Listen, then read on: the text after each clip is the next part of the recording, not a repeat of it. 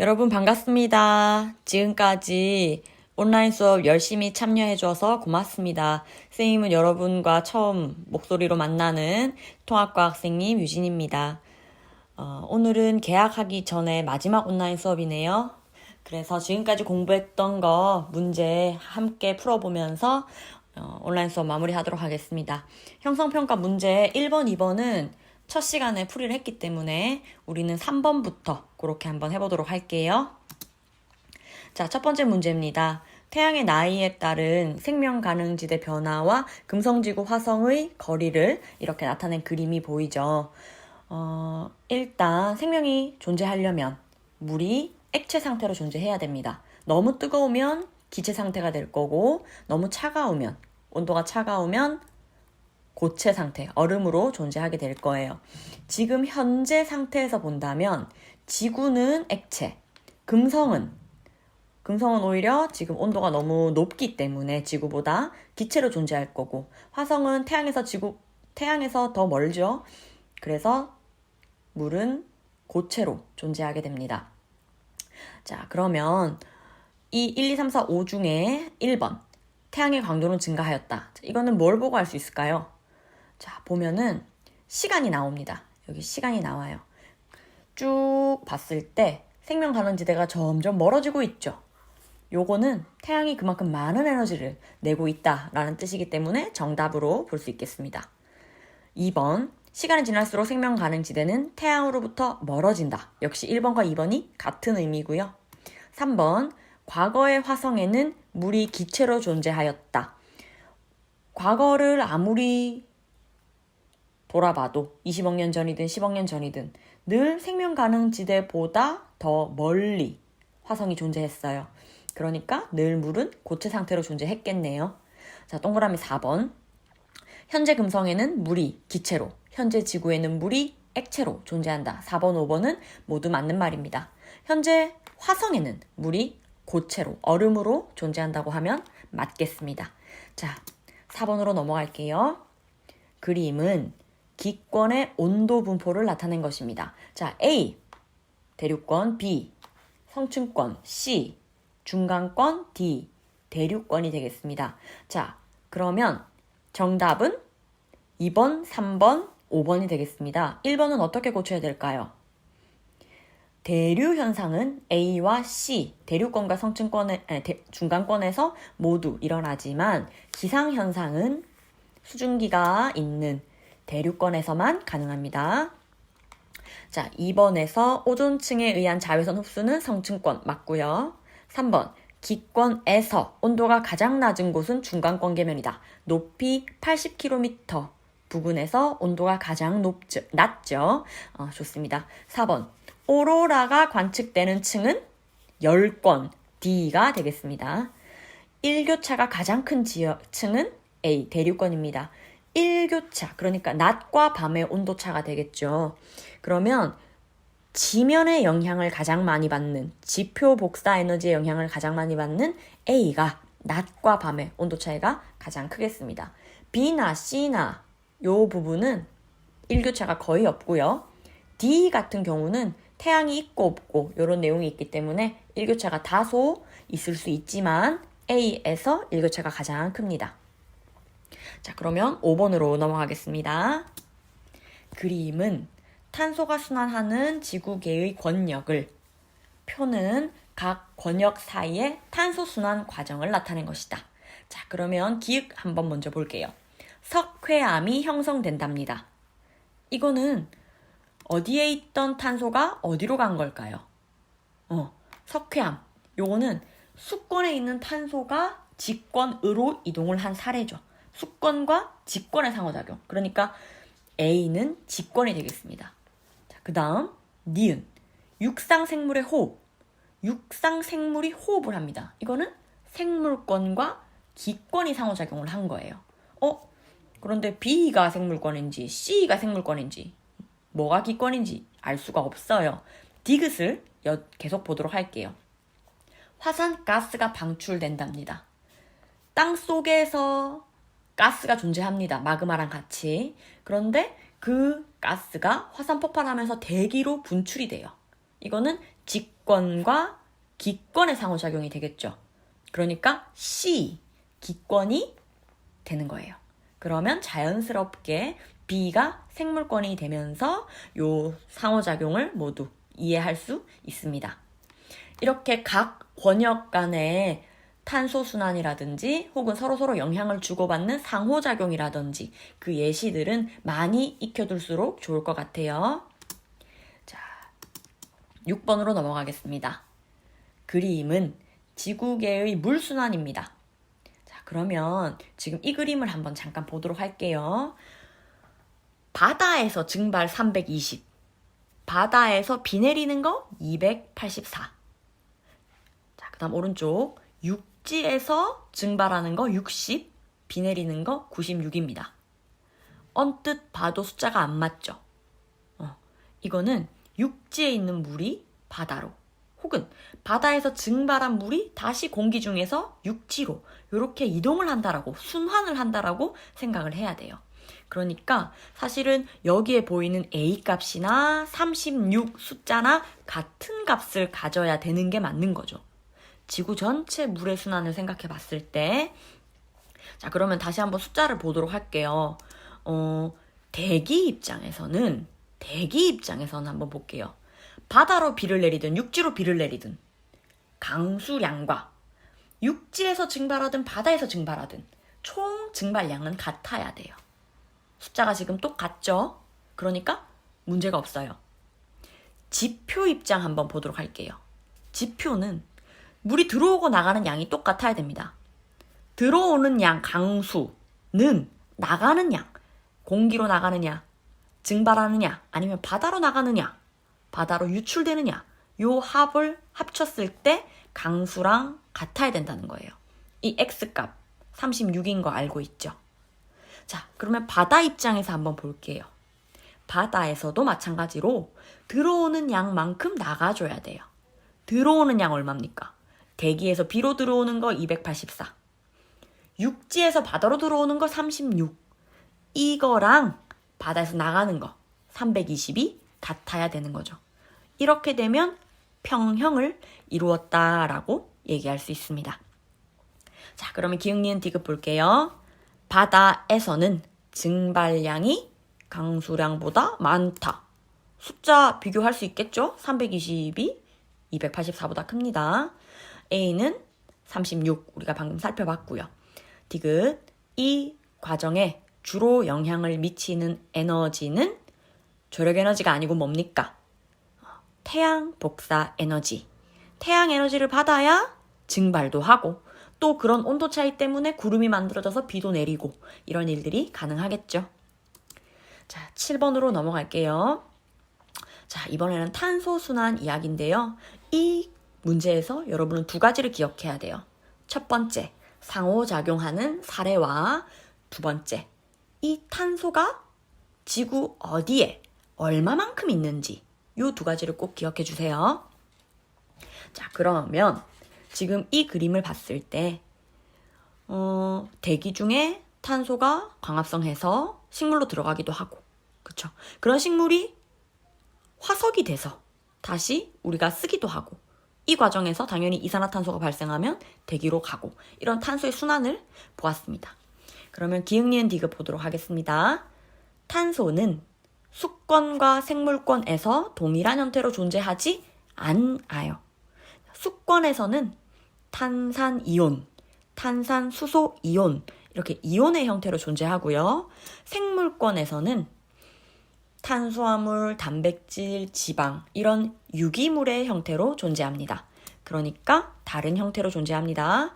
니은, 화석연료의 사용으로 지구계 전체 탄소량이 감소한다. 자, 여기 별표 한번 쳐볼까요? 지구계 전체 탄소량은 어떠한 경우에도 변하지 않습니다. 다만 땅속에 묻어있는 화석연료를 꺼내서 불에 태워요. 그러면 이산화탄소가 되겠죠? 결국 직권의 탄소는 줄어들고 기권의 탄소는 늘어나는 그런 변화는 가능하지만 지구 전체 탄소량은 변하지 않습니다. 디귿, 직권에는 전체 탄소량의 90%가 분포한다. 자, 그러면 표를 한번 볼게요. 여기서 직권은 요 세 가지가 해당하죠. 이 세 가지의 합은 90%가 아니라 거의 99%에 가깝습니다. 지구 전체 탄소량은 대부분 땅속에 석회암, 퇴적암, 석유석탄 형태로 존재한다는 겁니다. 자, 여기까지 정리됐으면 8번으로 넘어가겠습니다. 자, 암석순환이네요. 암석은 크게 세 종류예요. 화성암, 변성암, 퇴적암. 이 암석을 구분하는 기준은 뭘까요? 맞아요. 바로 만들어지는 과정에 따라서 이런 암석들을 구분해요. 화성암은 마그마가 굳어지면 만들어지는 거고요. 퇴적암은 퇴적물들, 그러니까 모래, 자갈, 진흙, 아니면 화산재, 아니면 물 속에 있는 여러 가지 알갱이들, 이런 것들이 뭉치고 딱딱해지면 퇴적암이 되는 거예요. 자, 마지막으로 변성암은 어떻게 만들어지느냐? 기존의 암석, 화성암이든 퇴적암이든 이런 기존의 암석들이 지구 내부의 열과 압력을 받으면 성질이 변하게 돼요. 그걸 변성암이라고 합니다. 자, 그러면 이 화성암부터 시작해 볼게요. 이 화성암이 A, 퇴적물이 됩니다. 그러면 어떤 과정 A를 겪어야 퇴적물이 될까요? 바람 맞고 물 맞고 구르고 하면서 부서지는 거예요. 그럼 이거는 자연스럽게 공기의 순환과 물의 순환을 생각할 수 있어야 됩니다. 바로 태양 복사 에너지의 영향을 받는 거예요. 자, 그러면 이런 퇴적물이 퇴적암이 됐어요. 그럼 이 퇴적암은 어떻게 해야 B, 변성암이 되는 걸까요? 아까 얘기했다시피 땅속으로 들어가서 열과 압력을 받으면 돼요. 지구 내부의 열과 압력, 지구 내부 에너지가 정답이겠죠. 자, 그럼 C를 한번 봅니다. C는요, 퇴적암이 마그마로 가는 방향도 C이고 변성암이 마그마가 되는 과정도 C네요. 그러니까 C는 무슨 과정이죠? 용융, 녹는다는 거예요. 어떻게 해야 용융될까요? 땅 속에서 미친 듯이 열과 압력을 받아서 녹아버리는 거예요. 그러니까 이 C 과정 역시 지구 내부 에너지에 의한 이런 과정이다. 이렇게 세 가지 암석들이 녹았다가 굳었다가 깨졌다가 다시 변했다가 계속 돌고 도는 게 암석의 순환입니다. 자, 그러면 9번으로 넘어가도록 할게요. 자, 용암의 이름. 용암은 선생님이 표에서 세 가지로 정리했어요. 앞에 프린트를 살펴봐도 좋습니다.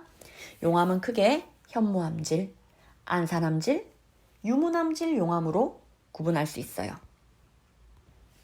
어려우면 프린트물 5쪽 보면서 같이 해도 됩니다.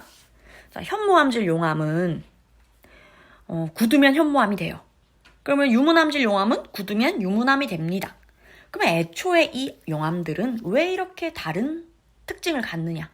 바로 화학 성분이 달라서 그래요. 자, SiO2 이거를 우리는 규산염이라고 하고 암석을 이루는 기본 화학식이에요. 여기 SiO2에 알루미늄이 들어가면 어떤 광물, 나트륨이 들어가면 어떤 광물, 마그네슘과 철이 들어가면 어떤 광물, 이렇게 광물들의 종류가 달라지는 거예요. 현무암질 용암은 SiO2의 함량이 52% 이하예요. 선생님, 그러면 나머지 48%는 뭘로 이루어져 있어요?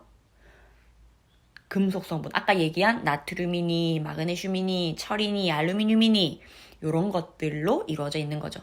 그러니까 현무암질 용암은 어떻게 보면 SiO2 성분은 낮고 금속 성분은 좀 많고 이렇게 특징을 가진다. 그 다음 유문암은 SiO2 함량이 66% 이상이네요. 상대적으로 금속 물질은 좀 적겠죠. 이런 화학적 차이가 있기 때문에 최종적으로 만들어지는 돌의 종류가 다른 거예요. 자, 그러면 이 현무암질 용암은 기본 1000도가 넘습니다. 왜냐? 이 구성 물질들의 녹는 점이 그렇게 높기 때문이에요. 자, 반대로 유문함질 용암은 금속 성분은 좀 작고 SiO2, 규산염 성분은 좀 많기 때문에 온도가 800도 이하 이렇게 낮다라고 볼 수 있습니다. 자, 그러면 그 밑에 점성과 유동성을 살펴볼게요. 역시 그런 화학적 성분 때문에 이런 차이가 생기는데 현무암질 용암은 점성은 작고 유동성은 커요.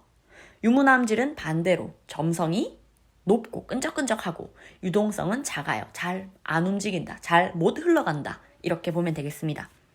자, 가스의 함량도 현무암질 용암은 많이 포함되어 있지 않아요. 용암이 끈적끈적하지 않으니까 기체들이 다 탈출해버려요. 반대로 유문암질 용암은 끈적끈적하기 때문에 가스들이 그 안에 다 갇혀있단 말이야. 그래서 가스 함량이 굉장히 높습니다. 요런 특징 때문에 현무암질 용암은 볼볼볼볼볼볼 조용히 분출해요. 팡팡 터지는 건 전부 다 유문암질 용암이라는 거예요. 그래서 현무암질 용암은 그냥 가만히 있는데 시뻘건 게 줄줄줄줄 이렇게 조용히 흘러가는 형태. 그 다음에 유문암질 용암은 팡 하면서 막 그 위로 시꺼먼 구름이 엄청 솟아오르고 용암은 뭐 거의 없이 막 그런 화산재들의 비율이 높은 그런 분출이 유문암질 용암의 폭발형입니다. 그러면 얘네들에 의해서 만들어진 산의 모양은 어떨까요? 현무암질 용암은 줄줄줄줄 흘러간다 했죠? 경사가 완만한 그런 화산체가 되고 제주도 한라산이 바로 이런 산입니다. 자, 반대로 유문암질 용암은 끈적끈적하죠. 멀리 못 갑니다. 그래서 뾰족한 종상형 화산이 만들어지는데 제주도에도 이런 산이 있어요. 자, 적어볼까요? 산, 방, 산. 산방산이 바로 이러한 종상 화산입니다. 자, 그러면 다시 9번 문제로 넘어갈게요. A. 온도는 높죠. SiO2는 낮죠. A가 현무암질, B가 중간인 안산암에 C가 유문암이 됩니다. 자, 두 번째. 중간에 있는 그림 볼게요. A가 SiO2 함량은 낮으면서 점성이 아주 작대요. 역시 A가 현무암, C가 유문암, 중간 B가 안산암이 되겠습니다. 자, 마지막 세 번째. A가 맨 오른쪽 밑에 있어요. 그러면 유동성이 아주 크고 점성은 작답니다. 줄줄줄 흘러가는 현무암질 용암을 생각해 볼 수 있겠죠. 그러면 C가 폭발형 유문암질 용암입니다. 이렇게 정리할 수 있겠습니까? 자, 그러면 10번 지진 문제로 넘어가 볼게요. 자, 선생님이 이제 진도 분포 자료, 선생님 앞에 진도와 규모를 구분해 놓는 자료를 냈는데 어떻게 구분할 수 있겠습니까? 진도는 떨리는 정도예요. 그러니까 예를 들어서 일본에서 폭발했다. 그러면 우리나라랑 중국 중에 기본적으로 우리나라가 더 가까우니까 진도가 더 크겠죠. 자, 반대로 규모는 에너지의 양이기 때문에 어디서 보든지 똑같아요. 그러니까 일본에서 화산이 폭발했다. 우리나라에서도 규모가 5라면 중국에서도 일본 지진은 규모 5인 거예요. 미국에서 관측해도 규모는 5라고 얘기해요. 그러니까 지진이 나면 전 세계 어디에서든 규모는 똑같아요. 그러니까 동그라미 1번. ABC 지역에서 관측되는 지진의 규모는 언제나 동일하다는 거예요. 다만 땅이 떨리는 정도는 다를 수 있죠. 자, 여기 로마 숫자로 표시되어 있는데 혹시 여러분이 로마 숫자 헷갈릴까봐 맨 밑에 로마 숫자 이렇게 한번 적어봤습니다. A는 6, B는 7, C는 6. 좀 이상하죠? 지금 A가 엄청 가깝고 C는 엄청 멀어요. 근데 비슷하게 떨렸대. A랑 C가 똑같잖아, 진도가. 그럼 이건 뭡니까? A는 그 땅속이 되게 단단한 암석으로 이루어져 있나 봐. C는 멀리 있지만 엄청 심하게 떨린 거야. C는 뭐 퇴적암이라든지 쓰레기 매립으로 만든 도시라든지 굉장히 땅이 좀 약한 그런 동네구나. 진도는 거리의 영향을 받을 수도 있지만 어떤 그 기반함의 차이에서도 영향을 받을 수 있다. 이렇게 정리할 수 있겠죠. 자, 3번. ABC 중에 지진 피해가 제일 큰 지역은 어디일까요? 자, 그럼 여기서 말하는 지진 피해가 제일 크다는 건 무슨 뜻이에요? 진도가 가장 큰, 진동이 가장 심한, 그러니까 B가 되겠고요. 자, 서울에서의 PSC는 베이징에서의 PSC보다, 여러분, PSC가 뭐였죠? P파가 도착하고 나서 S파가 도착할 때까지 걸리는 시간. 거리에 비례하죠. 진앙에서 멀수록 PSC는 깁니다. 그러면 베이징보다 서울이 머니까 베이징에서보다 길다. 이렇게 정리할 수 있는 겁니다. 자, 그러면 11번 문제로 넘어가겠습니다. 자, 우리가 판 구조론을 하면서 발산형 경계, 수렴형 경계, 보존형 경계 공부를 했었어요. 자, 선생님이 간단하게 정리를 한번 해보겠습니다. 여러분이 중학교 때도 했고 지금 인강을 들으면서도 했겠지만 선생님하고 빠르게 한번 복습해 볼게요. 프린트물 8쪽입니다. 자, 발산형 경계예요. 멘틀 물질이 상승하기 때문에 상승 부위이기 때문에 두 판이 분리돼요. 새로운 판이 만들어지는 곳이에요. 벌어지는 힘 때문에 장력에 의해서 정단층이 발달하죠. 당연히 땅이 벌어지고 멘틀이 상승하는데 화산활동 가능합니다. 자, 여기 빈칸에 현모암질 마그마가 분출한다라고 써주세요. 근데 외울 필요는 없습니다. 여러분은 통합과학이기 때문에 그냥 화산활동, 마그마 있다. 화산활동 있다. 자, 두 번째, 지진. 얘들아, 땅이 갈라져요. 새로운 막 땅이 생겨요. 가만히 있을 수 없죠. 덜덜덜덜 지진이 납니다. 자, 그런데 지진 중에서도 천발 지진이 발생해요. 천발 지진. 얕은 곳에서만 일어나는 지진이라는 거죠. 자, 생성되는 지형을 보세요. 맨 오른쪽 그림 두 개입니다. 맨 오른쪽 위에 해령과 열곡 체크했나요? 자, 우리가 얼굴 만나면 이 해령과 열곡 그림을 선생님이 다시 한번 그려줄게요. 어쨌든 이 해령과 열곡 만들어지고요. 두 번째 밑에 그림 보면 대륙판과 대륙판이 벌어져요. 근데 바다가 아니니까 해령이라고 말할 수가 없겠죠. 그러니까 바다 해자를 쓰니까 쓸 수가 없어서 열곡 혹은 긴 존이니까 열곡대라고 할 수 있습니다. 해령은 말 그대로 열곡을 포함한 해저 산맥이에요. 자, 그러면 발산형 경계 여기까지 정리하고 수렴형 경계. 왜 이 두 개의 판이 수렴? 가까워질까요? 멘틀이 하강하니까 두 개가 가까워지는 거예요. 그러면 이때 밀도가 큰 해양판이 밀도가 작은 대륙판 아래로 내려가는 거예요. 두 개가 딱 만났어. 그럼 무거운 애가 가라앉는 게 자연스럽죠. 밀도가 큰 해양판이 소멸되는 그런 곳입니다. 야, 그러면 이렇게 커다란 판이 또 그 옆에 있는 판 아래쪽으로 섭입되면 화산 터지고 지진 나고 난리 나겠죠?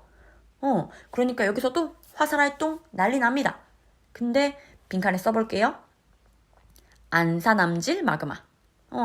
안산암질 마그마가 분출합니다.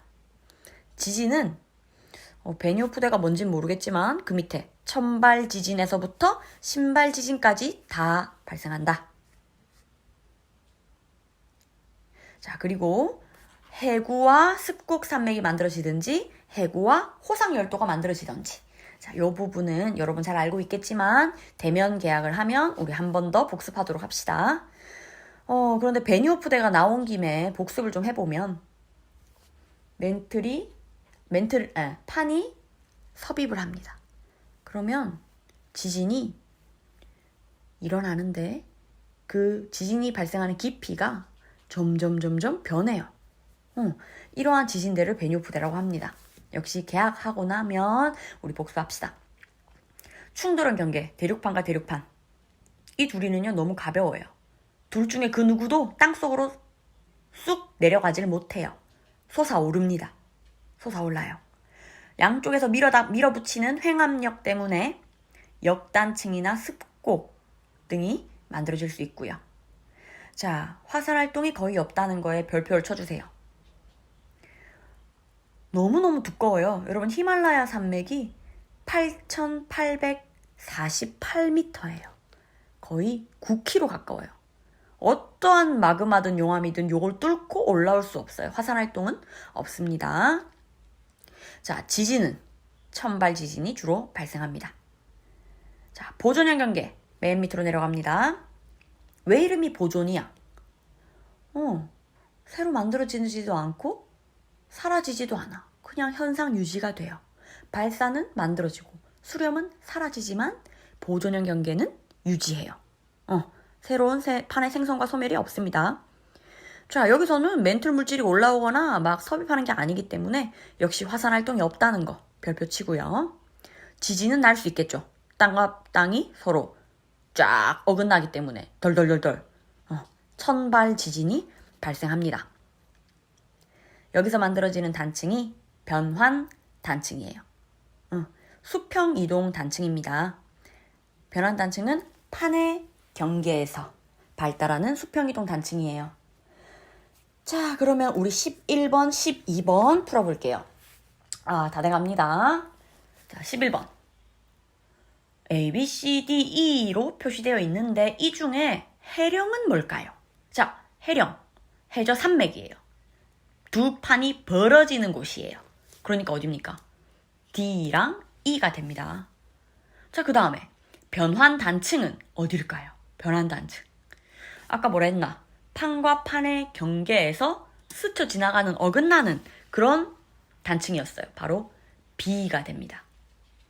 자, 그러면 여기서 판 두 개를 각각 표시해 볼게요. 그러면 바로 이렇게 왼쪽 판과 오른쪽 판으로 나눌 수가 있어요. 그러니까 A는 판의 경계가 아니죠. 판 내부예요. C도 마찬가지예요.